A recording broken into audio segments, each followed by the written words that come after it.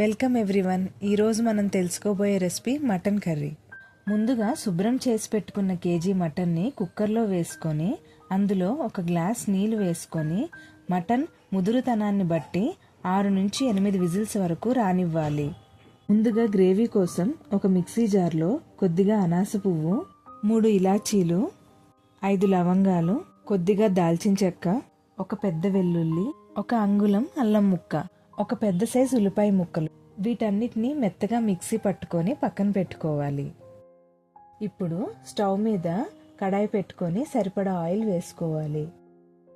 Oil heat అయ్యాక 1 table spoon ఆవాలు, 1 table spoon జీలకర్ర, 2 ఎండుమిర్చి, కొద్దిగా కరివేపాకు,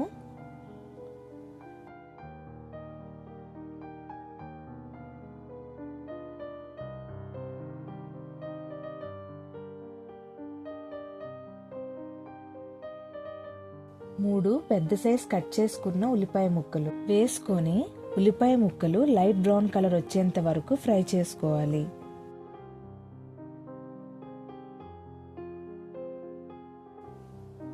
ఇప్పుడు ఉల్లిపాయ ముక్కలు లైట్ బ్రౌన్ కలర్ వచ్చాక ముందుగా మిక్సీ పట్టుకున్న పేస్ట్ని అందులో వేసుకొని కలిసేలా కలుపుకోవాలి.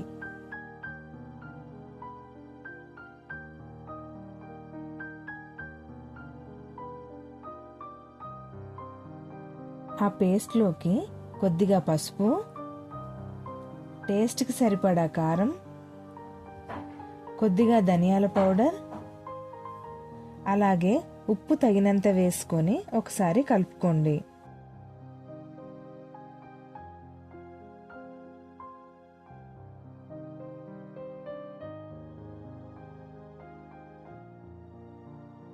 రెండు నుంచి 3 నిమిషాలు ఇలా ఫ్రై అయిన తర్వాత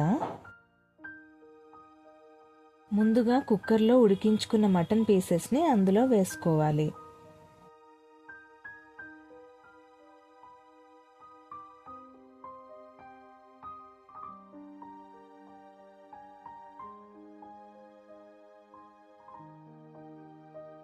ఐదు నిమిషాల పాటు మూత పెట్టుకొని మటన్ని ఉడకనివ్వాలి.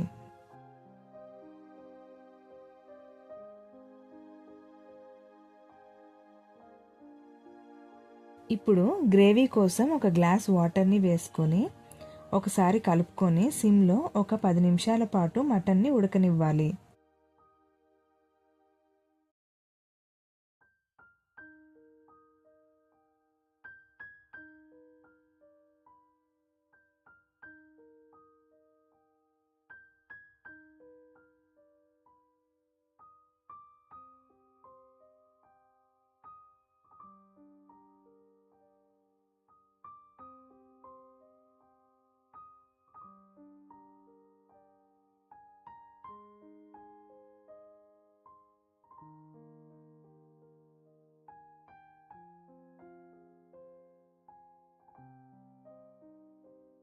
ఒకసారి మూత తీసి సాల్ట్ సరిపోయిందో లేదో చెక్ చేసుకొని ఇంకొక 5 నుంచి 10 నిమిషాల పాటు గ్రేవీ దగ్గర పడేంత వరకు ఉడకనివ్వాలి.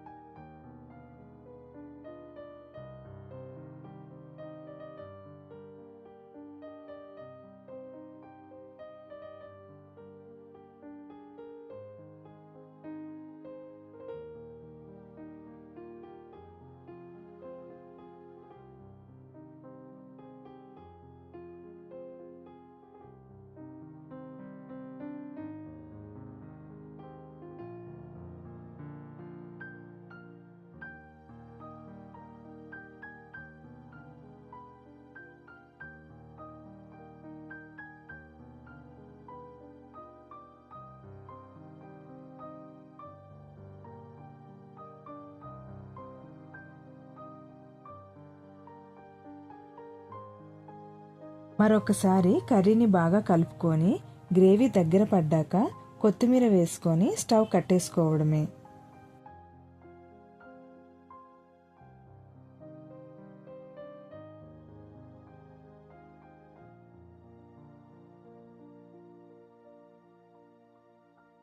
ఇంతేనండి, ఎంతో tasty and spicy mutton gravy curry ఎలా చేయాలో తెలుసుకున్నాం కదా.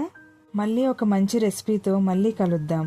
మీరు కూడా ట్రై చేయండి. మా రెసిపీ మీకు నచ్చినట్లయితే మీ కమెంట్స్ రూపంలో మాకు తెలియజేయండి.